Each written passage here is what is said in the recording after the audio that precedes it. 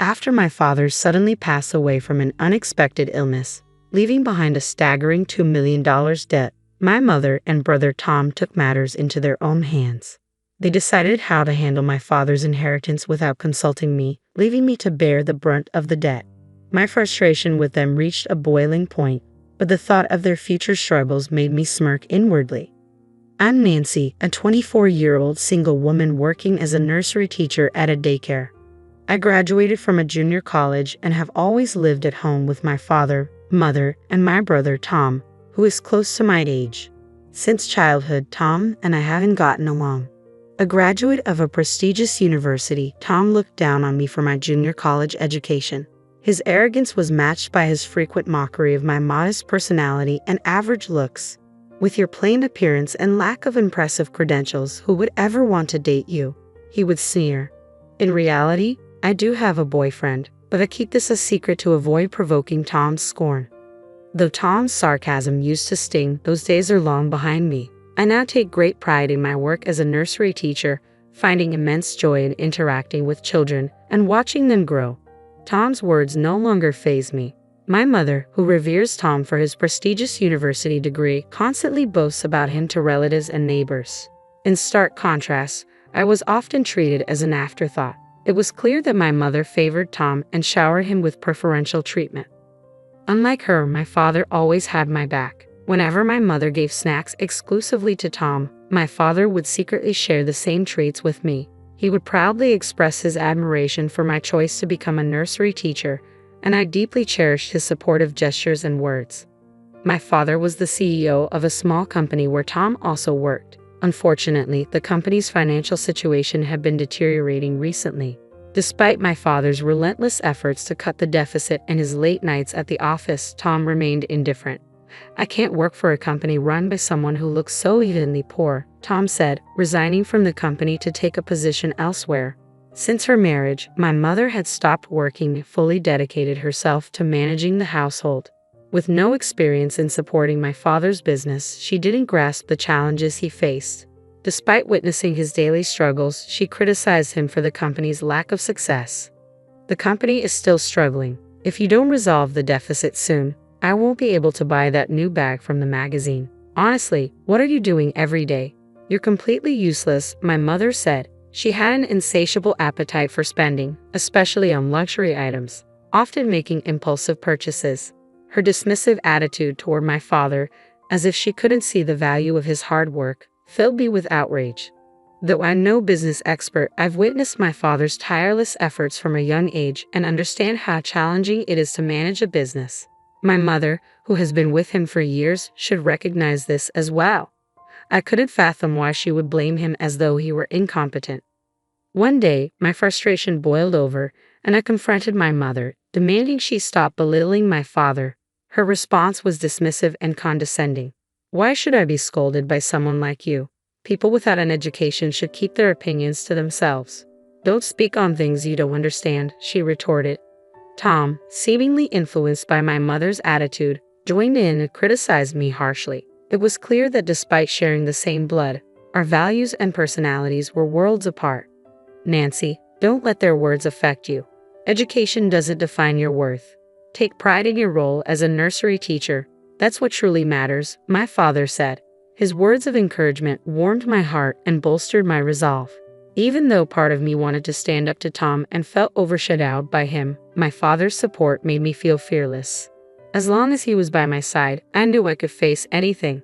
An unexpected event shattered my world. Father, I was horrified to learn that my father had collapsed at work. The company staff who reached out to me said he was rushed to the hospital in critical condition. Without hesitation, I dashed to the hospital, only to find that my mother and brother were nowhere to be seen. I'm too busy to leave. You'll have to handle Dad's care, my mother said. I was stunned by her response. How could she claim to be too busy when my father's life was at stake? As a jobless person, surely she had more flexibility than I did. What could possibly be more important than being there for my father? In disbelief, I took care of the hospital formalities and listened to the doctor's grim news. My father had acute heart failure and only had a few days left. I visited him as often as I could, hoping to see his smile once more. A few days after his collapse, as if sensing my presence, he briefly regained consciousness while I held his hand. "Dad, I'm so relieved to see you. Do you recognize me? Can you hear my voice?" I pleaded desperately, but he looked at me with a distant, vacant stare before quietly closing his eyes, never to open them again. Until my father passed away, neither my mother nor Tom made any effort to visit him. They only appeared just before the funeral, clearly reluctant to oversee the arrangements. During our conversation there, it became apparent that my father's company had gone bankrupt, leaving behind a $2 million debt. "Inheritances come with debts," my mother said, her tone dripping with disdain. As the funeral proceeded, both she and Tom began to blame my father for the situation. "He was unreliable in life, and now he's left us with this burden. What a curse," they complained. "What are we supposed to do about all this debt?"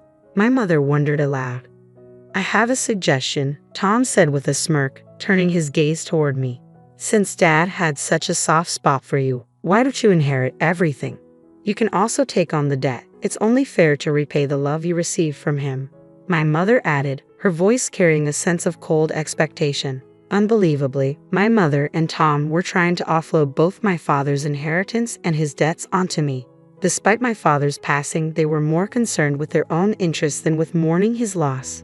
They had always belittled and ridiculed both my father and me, seeing us merely as tools for their gain. However, I had a plan in reserve, something my father had asked me to use if anything happened to him. It was time to put it into action. I decided to keep my true intentions hidden and reluctantly agreed to their demands, all while secretly preparing to execute my plan. "Understood. I will take on the entire estate, including the debt." My easy acquiescence surprised both my mother and Tom, considering I was assuming a $2 million debt. They probably anticipated more resistance from me, but their satisfaction in offloading the burden onto me seemed to eclipse any surprise. They looked at me with a mix of triumph and condescension. "So, you're actually going to pay off all the debt? We appreciate that. It's lucky for us, even if I don't quite understand your thinking. You really are quite naive, though. I suppose that's to be expected given your limited education," Tom said. My mother and Tom ultimately relinquished their claims to my father's estate. With no other relatives to contest the inheritance, I was the sole beneficiary. After my father's death, I moved out of the home I no longer wished to live in and began a new chapter on my own. It was then that I discreetly set my plan into motion. Several months after my father's passing, one day, "What on earth is this?" Tom, who I hadn't seen in a while, appeared visibly enraged, his face reddening as if he was on the verge of lashing out.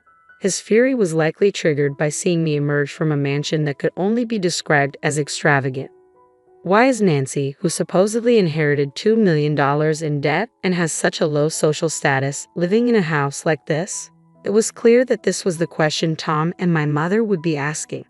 "Seeing your astonished faces is quite the reunion after so long. I'm glad to see you're doing well," I responded. "Who do you think you are? Making jokes with no education. I want to know what's going on," Tom snapped. "This is where I live. Is it really so surprising to see me coming out of my own home?" Tom, growing increasingly agitated, advanced toward me. However, as a nursery teacher accustomed to lifting children daily, I had developed more strength than the average woman. Tom, who led a sedentary lifestyle and avoided exercise, was comparatively weak.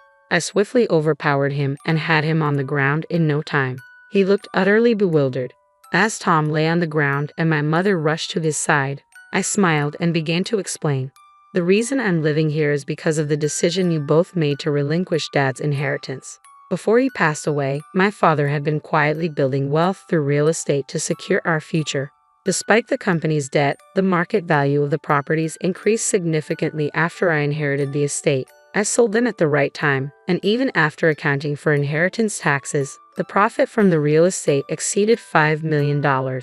My father had anticipated this rise in value, which is why I took on the inheritance, despite the debt. Instead of using the proceeds to pay off the $2 million debt immediately, I first ensured that the employees of my father's company were fairly compensated. Additionally, I received a life insurance payout of $3 million. The amount was truly staggering. "Wait a minute. Life insurance is usually paid out to the spouse, right?" my mother interjected. "It appears Dad changed the beneficiary to me," I explained. "He had informed me of this while he was still alive." My father was deeply troubled by your harsh words and excessive spending. To ensure that his life insurance money was used wisely, he trusted me to manage it and change the beneficiary. I have a dream that I've kept to myself, one to support and nurture children facing economic hardships.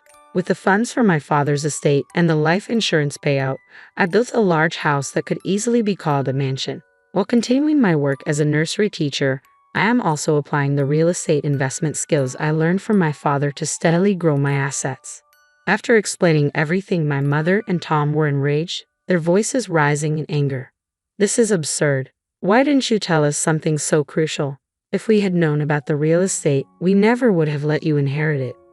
I responded firmly, "Dad anticipated that you would react exactly like this if he knew. That's why he kept it a secret, to prevent you from claiming everything." I didn't expect you to respond just as he predicted, but it seems he was right. "What are you talking about? Regardless, we deserve our share of the inheritance. We have a right to it." I was taken aback by my mother's audacious demand for a portion of the assets. It was clear that when it came to money, people reveal their true nature. My mother and Tom were showing their cowardice and arrogance, just as I had always known them to be. "You both forfeited that right when you renounced the inheritance. It's not possible to reclaim it now. I cannot hand over the hard-earned assets my father accumulated to people who are consumed by their own greed." The ignorant, uneducated one just won't stop whining. "Quit your nagging and hand it over now," Tom shouted. Despite their continued baseless complaints, I had no choice but to call security to have them removed. They left quietly after being escorted out. In the following days, security footage showed them loitering near my house, trying to find a way to claim my father's inheritance. Their persistence was unsettling. Using the footage, I reported them to the police as suspicious individuals. After that, I no longer saw my mother or Tom around my home. After some time had passed, I learned about my mother and Tom's situation from a family friend who had been close to us for years. Tom had found a new job, but his self-centered attitude quickly earned him a poor reputation. Within less than a year, he had alienated his boss and was relegated to menial desk work, a far cry from the special treatment he had enjoyed as the president's son at my father's company. Eventually, the harsh work environment took its toll, and he left the job. His tarnished reputation made it challenging for him to find new employment within the industry. "Why aren't you working? Stop lazing around," my mother would admonish. "It's not like I'm just sitting around doing nothing," Tom would retort. "What kind of effort are you putting in, you useless, unemployed person?" my mother would criticize. After witnessing Tom's failure, her attitude toward him changed drastically. Once doting on him, she now blamed him for his incompetence and joblessness, growing increasingly cold and distant. The shift in my mother's behavior placed immense psychological pressure on Tom, eventually leading him to become a recluse. Having relied on my father's income for years and never having developed the skills or inclination to work, my mother now faces financial struggles alongside Tom. Both are struggling to make ends meet. As for me, I am happily married to the man I had been dating, and we now live in the large house I own. My husband shares my passion for helping children in economic need. Together, we are working towards this dream by setting up the necessary facilities and obtaining the required qualifications. I hold deep gratitude for my irreplaceable father, and with my husband by my side, I am living a fulfilling and purposeful life.